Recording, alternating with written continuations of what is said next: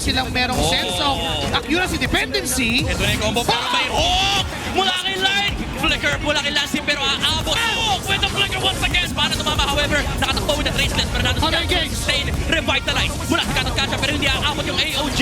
May Moscow game in a hook! Oh my goodness! Wow! It sustain with the revitalize mula kay Jack. No araw, hindi tumama. And maiiwan yung Katot Kasha. Sinakripisyo niya na yung sarili niya. Kaso yung mga sipat mula kay Dominic. Another hook mula kay Light. Na sustain from the bench and sustain revitalize pero hindi ata sapat. Yue! Hindi. Pumasok na si Demon Knight ng Dominic Kite Brothers taken down. Zaida and Streamer dito hindi ata kaya na sustain. Vengeance na gamit ang pana. Tatama mula kay Lancy kaso walang follow-up.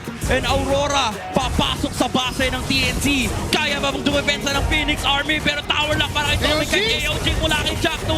Pero sasapakin siya pabalik ng Aurora. Edward! With the flicker and another hook mula kay Light. And tower lock! A perfect